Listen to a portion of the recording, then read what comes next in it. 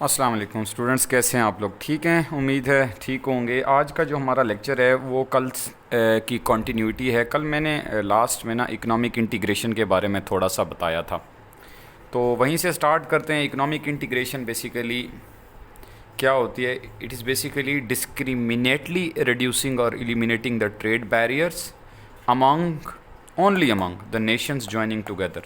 यानी economic integration का ये बिल्कुल मतलब नहीं है कि तमाम कंट्रीज़ के ऊपर आपने टैरिफ को ज़ीरो कर देना है। आपने क्या किया है, एक ऑर्गेनाइजेशन बनाई है, एक एसोसिएशन बनाई है, टू और मोर देन टू कंट्रीज़ ने, और उन्होंने आपस के अंदर क्या किया है, टैरिफ को जो है वो रिड्यूस या एलिमिनेट किया है। लेकिन जो बाकी वर्ल्ड है, बाकी कंट्रीज़ हैं, उनके ऊपर उन्होंने टैरिफ जो है वो इम्पोज़ किया हुआ है अभी, और वो tariff that can be different और दैट कैन बी सेम। तो ये है आपके पास इकोनॉमिक इंटीग्रेशन। इसका मतलब ये हुआ कि इकोनॉमिक इंटीग्रेशन के अंदर दो एलिमेंट होते हैं। एक एलिमेंट होता है प्रोटेक्शनिज्म का और एक एलिमेंट होता है फ्री ट्रेड का। तो ये दोनों एलिमेंट जो है ना इसके अंदर डोमिनेटिंग होते हैं। तो इसके स्टेप्स हैं इकोनॉमिक इंटीग्रेशन के, 5 स्टेप्स हैं जिसके अंदर आप ग्रेजुअली जो है मूव करते हैं टूवर्ड्स मोर इकोनॉमिक इंटीग्रेशन। तो हाईएस्ट इकोनॉमिक इंटीग्रेशन स्टेप 5 में है और लोएस्ट इकोनॉमिक इंटीग्रेशन जो है वो फर्स्ट स्टेप में है। तो फर्स्ट स्टेप आपके पास है प्रेफरेंशियल ट्रेडिंग अरेंजमेंट। जो प्रेफरेंशियल ट्रेडिंग अरेंजमेंट है बेसिकली इसमें क्या होता है, टू और मोर देन टू कंट्रीज़ जो हैं ये एक प्रेफरेंशियल ट्रेडिंग अरेंजमेंट करते हैं आपस के अंदर, और उसमें यह करते हैं कि जो टू और मोर देन टू कंट्री में आप ले लें, ईरान, पाकिस्तान, टर्की ले लें, तो वो आपस में क्या करेंगे, उन्होंने इस फर्स्ट स्टेप में क्या कर सकते हैं कि वो टैरिफ को लोअर कर देंगे, लोअर टैरिफ बैरियर्स कर देंगे, और जो दुनिया पे टैरिफ लगाना है वो उनकी अपनी मर्ज़ी है, वो लगाएंगे। सेकंड स्टेप है free trade area. Free trade area की जो एग्जांपल है वो आपके पास है एफ्टा और नेफ्टा, बुक में दी हुई है। ये बुक जो है अगर आप देख लें, सल्वाटोर मैंने आपको बताई थी, इसके पेज 341 340 के ऊपर ये चीज़ें दी हुई हैं। तो नेफ्टा होता है north American free trade area, और यूरोपियन फ्री ट्रेड एरिया ये दिया हुआ है। तो इसमें क्या होता है सेकंड स्टेप के अंदर, अब हम थोड़ा सा वन स्टेप अप जाएंगे इकोनॉमिक इंटीग्रेशन की टर्म के अंदर। तो वो क्या होगा कि हमने क्या किया है, रिमूव कर दिया टैरिफ को। टू और more than two countries remove tariff barriers between these countries, between one and other, like Iran, Pakistan और टर्की ने आपस में टैरिफ को ज़ीरो कर दिया। लेकिन they have the provision, they have the authority कि ये अपना जो एक्सटर्नल टैरिफ है, जो दुनिया के ऊपर टैरिफ है, वो हर कंट्री अपना खुद ही डिटरमिन करेगा। लाइक पाकिस्तान ने दुनिया पे टैरिफ लगाया हुआ है 20%, टर्की ने 50% लगाया है, ईरान ने 30% लगाया है। सो एक्सटर्नल टैरिफ पॉलिसी सबकी डिफरेंट है सेकेंड स्टेप के अंदर। थर्ड स्टेप में हम वन स्टेप इंक्रीज़ करेंगे इकोनॉमिक इंटीग्रेशन को। तो उसके अंदर अगर आप देखें तो क्या किया कि टू और मोर देन टू कंट्रीज़ ने कस्टम यूनियन बनाई, रिमूव कर दिया टैरिफ आपस में, जो 3 कंट्री हैं, 6 हैं, जो भी हैं, but keep same external tariff, और सब ने जो है वो टैरिफ की जो पॉलिसी है वो सेम रखी हुई है बाकी कंट्रीज़ के ऊपर। ठीक है, तो इसके अंदर अगर आप देखें तो यूरोपियन कॉमन मार्केट 1957 में बनी, ये इसकी एग्जांपल हो सकती है।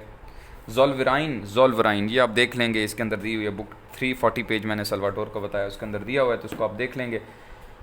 नेक्स्ट स्टेप आपके पास आ जाता है कॉमन मार्केट। एक चीज़ और भी मैंने कल बताई थी आपको, ये मैं रिपीट कर रहा हूँ, वैसे कुछ स्टूडेंट्स ज्वाइन नहीं किया था। तो कस्टम यूनियन जो है इसके अंदर आपका जो प्रॉब्लम है ना ट्रेड डिफ्लेक्शन का, ट्रेड डिफ्लेक्शन एक प्रॉब्लम था जो कि स्टेप 2 में आता था। उसमें ये होता था कि अगर पाकिस्तान ने टैरिफ लगाया हुआ है वर्ल्ड के ऊपर, यूएसए के ऊपर 20% और टर्की ने लगाया हुआ 50%, तो जो टर्की के इंपोर्टर हैं वो वाया पाकिस्तान चीज़ों को इंपोर्ट करना शुरू कर देंगे, जिससे उन्हें 30% टैरिफ की बचत हो जाएगी। सो क्या होगा कि ये रिमूव हो जाता है जब तमाम countries same external tariff adopt करते हैं पॉलिसी।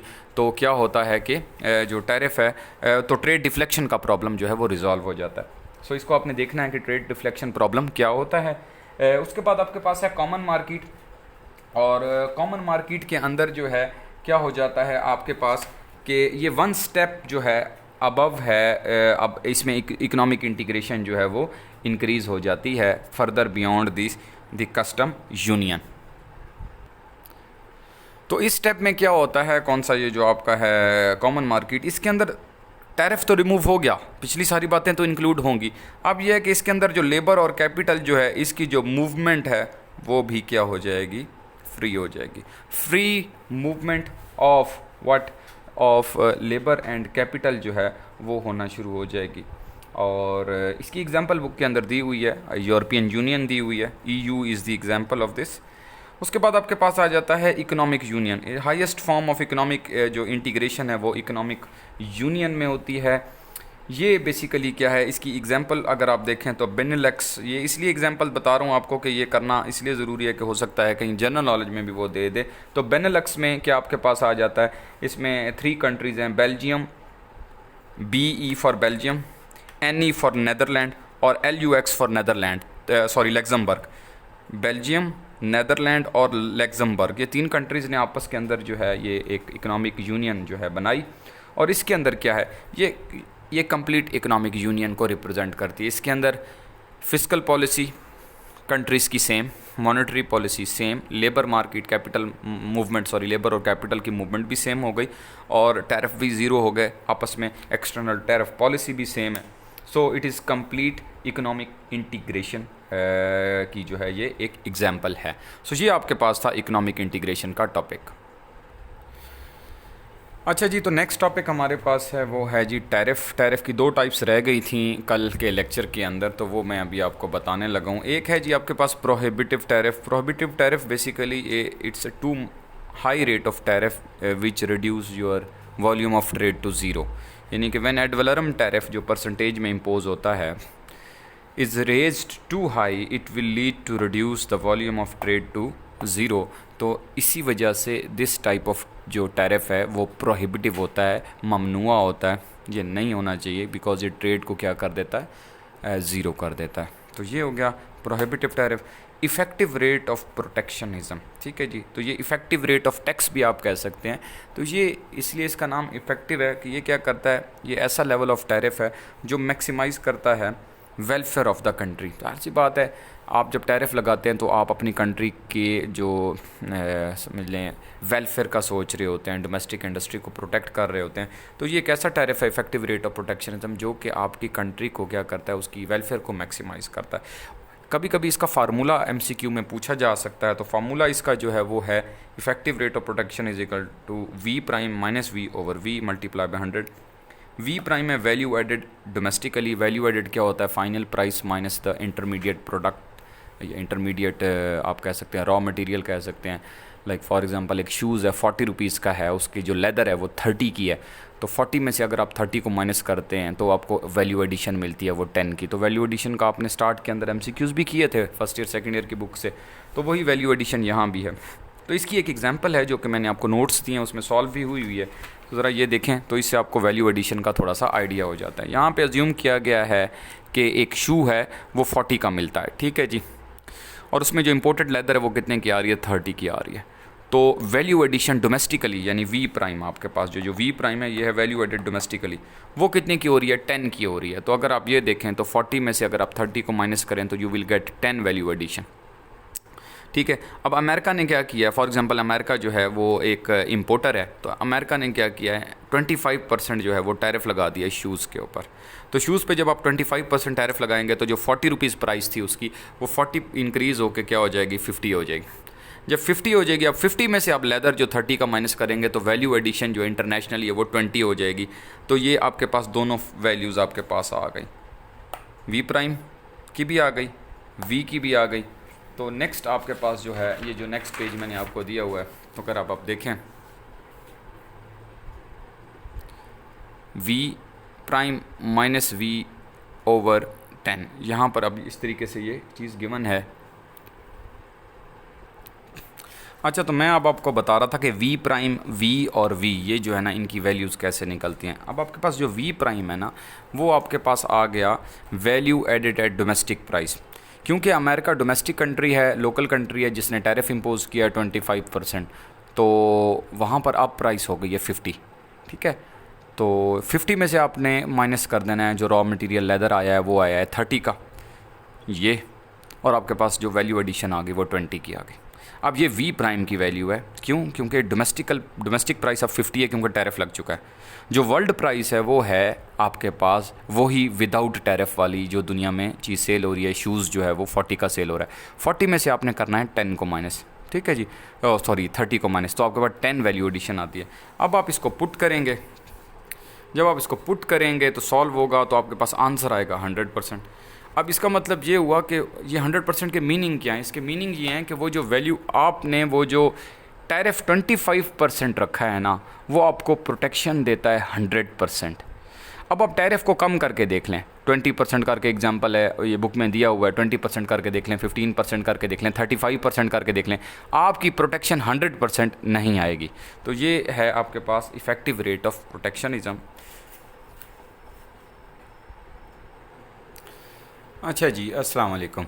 तो नेक्स्ट एक्सचेंज रेट है हमारे पास टॉपिक। और एक्सचेंज रेट क्या होता है? Price of one currency in terms of another countries currency, ठीक है। और एक्सचेंज रेट जो है वो उसके एग्जांपल मैंने दी हुई है कि $1 कैन बी, ये 160 RS का मिल रहा है, ये एक्सचेंज रेट है। डॉलर पाकिस्तान रुपी का 1 pound is equal to 300 RS supposed value हैं। अच्छा, तो फॉरेन एक्सचेंज मार्केट जो है फॉरेक्स, उसे फॉरेक्स मार्केट भी कहते हैं, where buying and selling of foreign currencies are take place. There are 3 types of exchange rate. अगर आप देखें तो आपके पास फ्लेक्सिबल एक्सचेंज रेट होता है, जिसे फ्लोटिंग भी कहते हैं, फिक्स एक्सचेंज रेट भी होता है, और मैनेज फ्लोटिंग भी होता है। मैनेज फ्लोटिंग को आप डर्टी फ्लोटिंग भी कहते हैं, ठीक है जी। तो इनको अभी हमने देखना है बारी बारी। तो आपके पास जो फ्लेक्सिबल या फ्लोटिंग एक्सचेंज रेट है, here exchange rate is determine by the forces of demand and supply. यहाँ मैंने एग्जांपल पाकिस्तानी करेंसी की और डॉलर की ली हुई है, और मैंने अज्यूम किया हुआ है कि अभी आपका जो इक्विलिब्रियम एक्सचेंज रेट है वो ये है 160 RS है। तो होता क्या है कि फॉर एग्जांपल अब हमारे पास ये जो सप्लाई ऑफ डॉलर है, यहाँ पर मेरी एग्जांपल में सप्लाई ऑफ डॉलर जो है वो आएगी पाकिस्तान के अंदर थ्रू एक्सपोर्ट्स। तो इसका मतलब है ये एक्सपोर्ट की वजह से, टूरिज़म की वजह से पाकिस्तान में टूरिज़म आ जाए, पाकिस्तान में स्टूडेंट्स पढ़ने के लिए आ जाएं, सो इससे क्या होगा कि they will bring dollar in our country, supply of dollar increase होगी। या एक और हो सकता है कि पाकिस्तान के अंदर जो है फॉरेन डायरेक्ट इन्वेस्टमेंट आ जाए, तो भी सप्लाई ऑफ डॉलर इंक्रीज़ होगी। तो अगर सप्लाई ऑफ डॉलर इंक्रीज़ होती है तो क्या सिचुएशन होती है? फ्लेक्सिबल एक्सचेंज रेट में ये होगा कि पाकिस्तानी करेंसी अप्रिशिएट कर जाएगी। तो ये सप्लाई ऑफ डॉलर इंक्रीज़ हुई, तो अगर आप देखें तो यहाँ पर अब हमारी करेंसी 150, तो $1 से 160 से 150 पे आना, ये पाकिस्तानी करेंसी की क्या है? एप्रिसिएशन है। Value of our currency has increase. पहले 160 का $1 मिलता था, 150 का मिल रहा है, तो Pakistani currency has become powerful. तो इस सिचुएशन को क्या कहेंगे आप? एप्रिसिएशन ऑफ पाक और डेप्रिसिएशन ऑफ डॉलर कहेंगे, ठीक है। तो ये सिचुएशन आपके पास हो जाती है। अब इसके बरक्स अगर मैं आपको बताऊं, इसी का रिवर्स केस बताऊं, तो अगर पाकिस्तान की एक्सपोर्ट फॉल कर जाए, पाकिस्तान में टूरिज़म कम हो जाए, पाकिस्तान में जो है ना इनफ्लो ऑफ डॉलर कम हो जाए, तो उससे क्या होगा? पाकिस्तान में सप्लाई ऑफ डॉलर जो है वो फॉल कर जाएगी। तो ये इसका रिवर्स केस है। और इसके अंदर ये होगा कि अब हमारा जो डॉलर है वो 170 का सेल होना शुरू हो जाएगा। तो इससे क्या होगा कि रिवर्स केस में पाकिस्तानी करेंसी की डेप्रिसिएशन हो जाएगी और डॉलर एप्रिशिएट हो जाएगा। तो ये एक डायग्राम है। इस जैसी एक और डायग्राम में मैं अभी बनाता हूँ, तो उसको आप देख लीजिएगा। उसके अंदर क्या होगा कि मैं आप डिमांड साइड को लेके चलूँगा।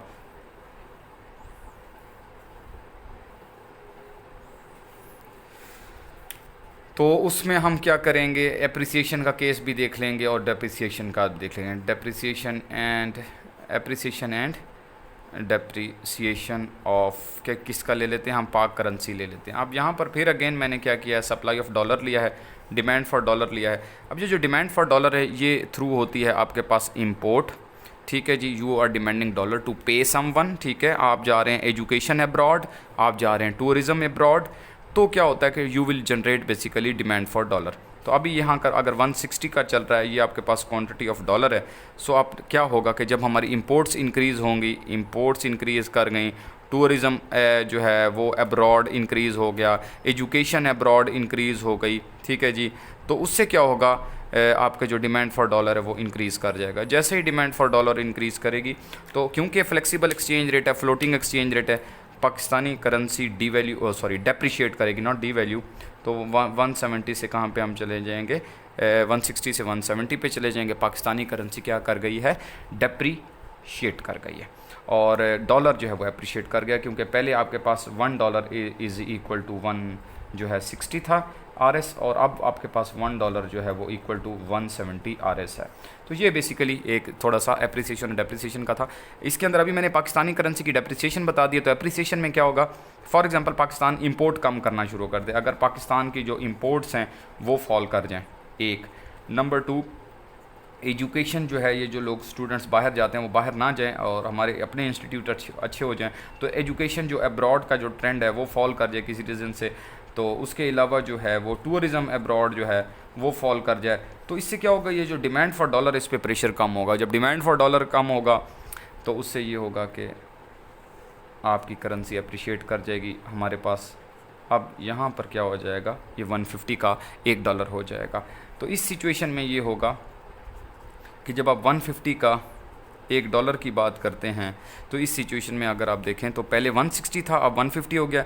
तो पाक जो है वो अप्रिशिएट कर गई है पाकिस्तानी करेंसी, और जो डॉलर है वो क्या कर गया है, डेप्रीशिएट कर गया। कीप इन माइंड स्टूडेंट्स के अप्रिसिएशन और डेप्रिसिएशन जो है वो होती है फ्लेक्सिबल एक्सचेंज रेट के अंदर, फ्लोटिंग एक्सचेंज रेट के अंदर, और इसके बरक्स होती है डी वैल्यूएशन और रीवैल्यूएशन। वो आपके पास वो एलिमेंट आपको फिक्स्ड एक्सचेंज रेट में नज़र आता है, क्योंकि वो होता है डेलिब्रेट एक्शन। जो है डेलिब्रेट एक्शन किसका, वो डेलिब्रेट एक्शन होता है सेंट्रल बैंक का, और उसके अंदर जो है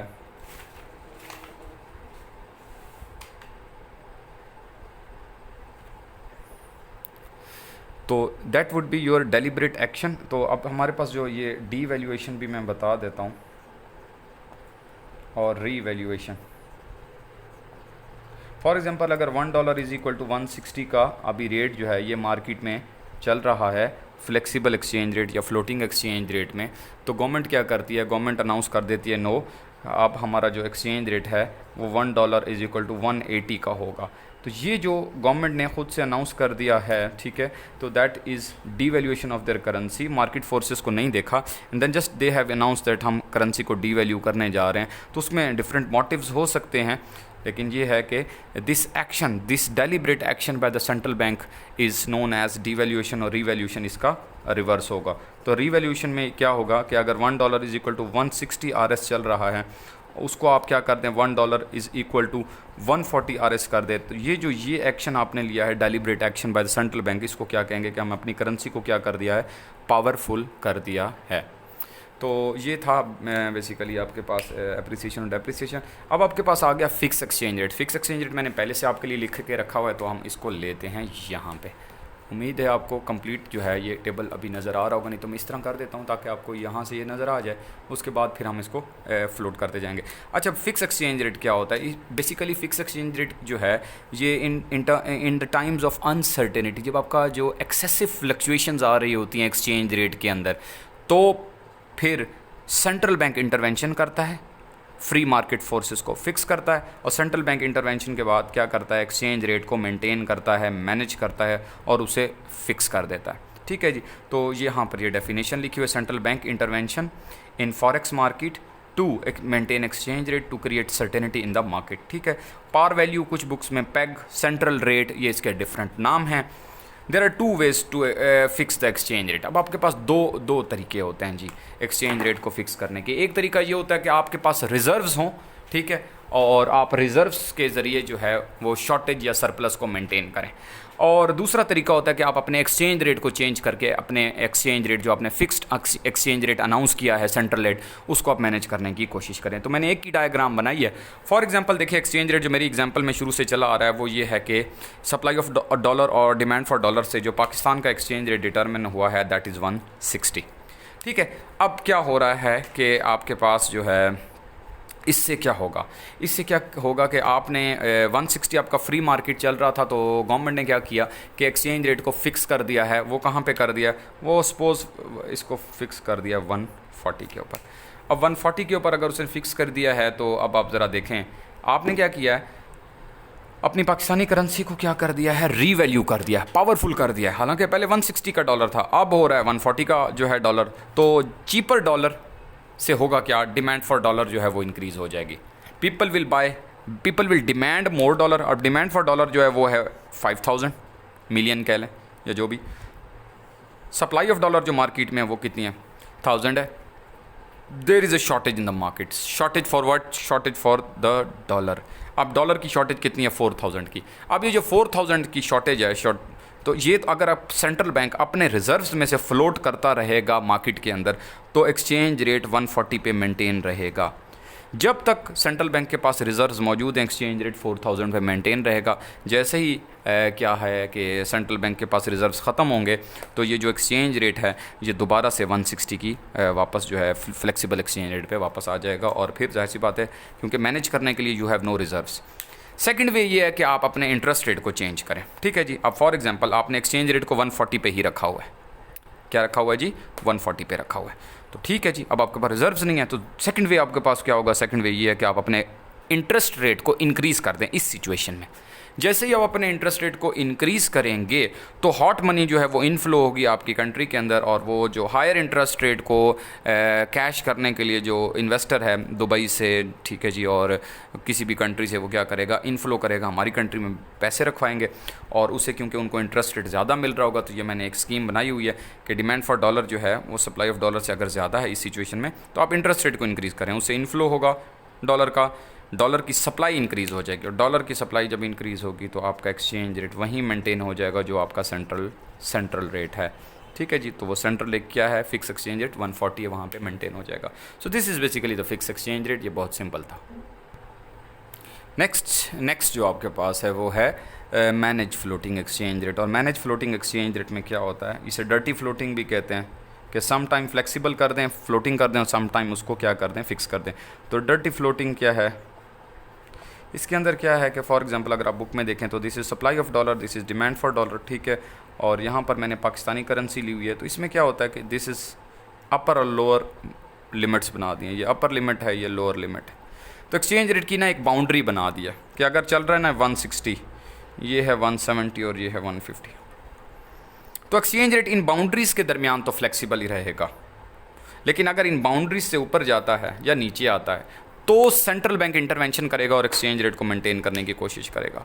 फॉर एग्जांपल हुआ क्या कि डिमांड फॉर डॉलर इतनी ज़्यादा इंक्रीज़ हुई कि हमारा जो पॉइंट है वो हम ई पॉइंट से हम एफ पॉइंट पे आ गए इधर। अब हम बाउंड्री से अब चले गए, हमारा एक्सचेंज रेट बहुत ज़्यादा डेप्रिशिएट कर गया है, 160 से 175 पे चला जाएगा। तो अब सेंट्रल बैंक क्या करेगा? इंटरेस्ट रेट को इंक्रीज़ कर देगा। इंटरेस्ट रेट को इंक्रीज़ करेगा तो सप्लाई ऑफ डॉलर इंक्रीज़ हो जाएगी, जो अभी मैं पीछे बताया हूँ। तो आप इधर ई से एफ, एफ से जी पे आ जाएंगे और आपका दोबारा से आप उस लिमिट के अंदर आ गए। तो this is basically manage floating exchange rate. इसको आपने ज़रूर देखना है। अच्छा, तो नेक्स्ट पॉइंट आपके पास है, नेक्स्ट टॉपिक है आपके पास आर्बिट्रेज। इस पे एमसीक्यू एक दो बार आया हुआ है। तो आर्बिट्रेज के बारे में वो बेसिक पूछता है, लेकिन आपको पता होना चाहिए बेसिकली ये क्या है? Simultaneous sale and purchase of foreign currency to make profit. यानी एक जगह से आपने खरीदी एक मॉनेटरी सेंटर से और दूसरे मॉनेटरी सेंटर में सेल कर दी। ये ऑनलाइन भी हो सकती है। फॉर एग्जांपल दुबई के अंदर जो है वो $1 जो है वो मिल रहा है, मिसाल के तौर पे मैं कह रहा हूँ कि वो आपको मिल रहा है 100 रुपये का पाकिस्तानी करेंसी, जबकि पाकिस्तान में $1 जो है वो मिल रहा है 99.5 RS का। अब ये जो 0.5 का डिफरेंस है ये आर्बिट्रेजर जो है इससे बेनिफिट उठाने की कोशिश करता है। वो करोड़ों रुपए का, लाखों रुपए का क्या करेगा? वो डॉलर परचेज़ करेगा और देन क्या करेगा? जस्ट यहाँ से चीपर परचेज़ करेगा और यहाँ पर एक्सपेंसिव सेल कर देगा। ये एक सिंपल एग्जांपल है। इसमें आपके पास 2 पॉइंट आर्बिट्रेज भी हो सकती है, 2 पॉइंट आर्बिट्रेज, और 3 पॉइंट आर्बिट्रेज भी हो सकती है, यानी जिसके अंदर 3 करेंसीज इन्वॉल्व हों और जिसमें 2 करेंसीज इन्वॉल्व हों। आइडिया मैंने आपको दे दिया है। आपने एक फॉरेन एक्सचेंज मार्केट से आपने डॉलर परचेज़ किया, दूसरी में आपने सेल कर दिया। एक करेंसी का एक जगह रेट और है, दूसरी जगह रेट और है। Minor differences of exchange rate will lead to create the profitable opportunities for these arbitrageurs. लेकिन होता ये है कि ये बहुत शॉर्ट टर्म के लिए होता है। आर्बिट्रेज जो है या आर्बिट्रेजर जो होते हैं ये क्या करते हैं? बड़ी जल्दी तमाम मॉनेटरी सेंटर्स के अंदर एक्सचेंज रेट को क्या कर देते हैं? सेम कर देते हैं। तो रीज़न ये है कि जब आपने प्रॉफिटेबिलिटी आपने अचीव कर ली तो जाहिर सी बात है तो अल्टीमेटली यहाँ और यहाँ रेट आपस में इक्वल हो जाएगा। इसकी एग्जांपल बिल्कुल ऐसे ही है कि फॉर एग्जांपल हम एग्जांपल लेते हैं कि लाहौर के अंदर जो है शुगर की कीमत है वो 90 रुपये किलो है, और इस्लामाबाद के अंदर अगर 110 रुपये शुगर जो है वो सेल हो रही है, तो क्या करेगा इन्वेस्टर वहाँ से चीनी परचेज़ करना शुरू कर देगा शुगर, और यहाँ पर इस्लामाबाद में लाके सेल करना शुरू कर देगा।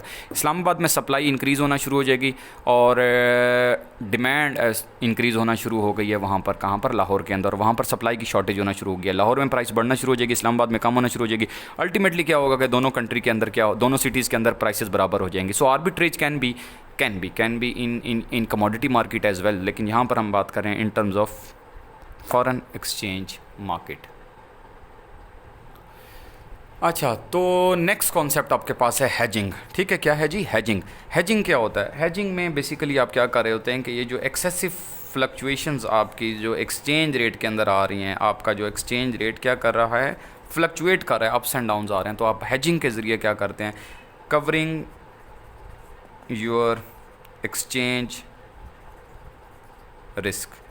ठीक है जी, covering your exchange risk is called hedging. Hedging के बहुत सारे तरीक़ेकार हैं ये बैंकिंग में, और इन्वेस्टर्स जो हैं वो हैजिंग करते हैं। बेसिकली क्या कर देते हैं कि आप फ्यूचर में कॉन्ट्रैक्ट कर लें। आज क्या चल रहा है? आज चल रहा है $1 इज़ इक्वल टू 160। अब अगर एक्सेसिव फ्लक्चुएशंस हैं या आप रिस्क अवर्सर बनना चाहते हैं तो आप कहें कमर्शियल बैंक के साथ जो है वो कॉन्ट्रैक्ट कर सकते हैं या मनी चेंजर के साथ कर सकते हैं कि ओके, इन फ्यूचर इन 2021 की जनवरी मैं जो है आपसे $1 के मैं आपको दूंगा 165 और मैं आपसे $1 परचेज़ करूंगा। यानी मेरा एक्सचेंज रेट आपके साथ ये होगा जितने भी मैं आपसे डॉलर परचेज़ करूं, लेकिन मैं आपको 165 दे दूंगा। फिर क्या होगा? वो जो फॉरेन एक्सचेंज कंपनी है या जो आपका बैंक है वो भी अपनी एक कैलकुलेशन करेगा। ठीक है, वो कहेगा कि यस, मेरी कैलकुलेशन जो है वो ये कहती है फ्यूचर की एक्सपेक्टेशन कि यस 163 पे रहेगा, ये 164 पे रहेगा, तो वो भी क्या करते हैं? कॉन्ट्रैक्ट साइन कर लेते हैं। इस तरीके से ये होता है कि आपका जो रिस्क है वो ज़ीरो हो जाता है। तो दैट इज़ हैजिंग। इसको आपने ज़रूर देखना है। इसके तरीक़ेकार कोई एक दो आपके बुक में दिए होंगे तो उसको आपने डिटेल से देख लेना है। अच्छा, तो क्या होता है नेक्स्ट? क्या होता है आपके पास हैजिंग के जो फिर इन्वर्स होगा वो आपके पास स्पेकुलेशन होगा। तो स्पेकुलेटर्स क्या करते हैं? वो फॉरेन एक्सचेंज मार्केट के अंदर क्या होता है कि दे इंजॉय एक्सचेंज रिस्क। ठीक है, और वो एक्सचेंज रिस्क को एज ए अपॉर्चुनिटी यूज़ करके प्रॉफिटेबिलिटी तलाश करते हैं।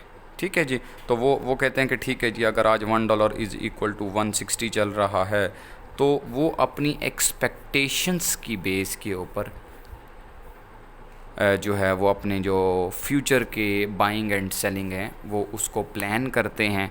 और वो जो प्लानिंग होती है दैट कैन बी डेंजरस। हो सकता है उनकी जो कैलकुलेशन है वो फेल हो जाए, हो सकता है उनकी कैलकुलेशन जो है वो क्या हो जाए? सक्सेसफुल हो जाए। तो ये it depends upon their future expectations, their forward looking behaviour, their adaptive and rational both expectation, यानी कि बैकवर्ड भी देख रहे हैं, फॉरवर्ड भी देख रहे हैं। उसके बाद डिपेंड करता है कि वो कितने एक्टिव हैं। तो स्पेकुलेशन में रिस्क होता है। एक बार क्वेश्चन आया था बियर और बुल के बारे में कि एक्सचेंज रेट मार्केट का बियर ट्रेंड और बुल ट्रेंड क्या होता है। तो बुल ट्रेंड बेसिकली क्या होता है? बुल ट्रेंड का मतलब होता है कि करेंसी जो है वो आपकी अपवर्ड जा रही है और एप्रिसिएशन हो रही है, आपकी करेंसी पावरफुल हो रही है, तो वो क्या होगा? Bull trend. और बियर क्योंकि लड़ाई करते हुए नीचे को मारता है और बुल ऊपर को फेंकता है, तो यहाँ पे बियर के लिए क्या हो जाएगा? ये डाउनवर्ड ट्रेंड आ रहा है कि आपकी करेंसी क्या कर रही है? वो डेप्रिशिएशन हो रही है, उसमें अंदर वो डाउनफॉल ट्रेंड आ रहा है। तो इसको आप कहते हैं पेसिमिस्टिक हैं, पेसिमिस्टिक अप्रोच भी कहते हैं। इसमें आप ऑप्टिमिस्टिक अप्रोच भी इसे कह सकते हैं। तो ये मैंने कहा आपको मैं बता दूं एक्सचेंज रेट मार्केट के बारे में।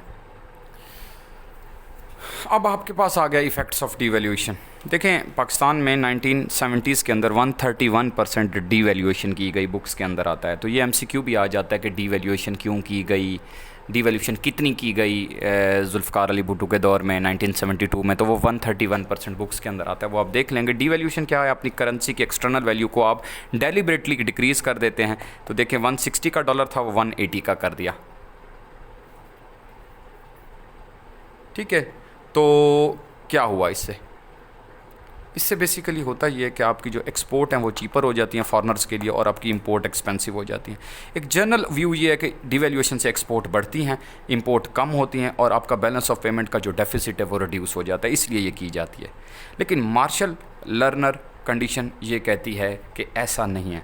अगर ये कंडीशन, ये इक्वेशन फुलफ़िल हो जाए देन डीवैल्यूएशन से आपके बैलेंस ऑफ पेमेंट में इंप्रूवमेंट आएगी, अदरवाइज़ नहीं आएगी। और ये कंडीशन क्या है कि आपकी एक्सपोर्ट भी इलास्टिक होनी चाहिए, इंपोर्ट भी इलास्टिक होनी चाहिए। इन दोनों का जो सम है मस्ट बी ग्रेटर देन 1, ये एक कंडीशन है। मैं इसे इस तरीके से कहता हूँ कि एक्सपोर्ट मस्ट बी इलास्टिक और इंपोर्ट मस्ट बी इलास्टिक।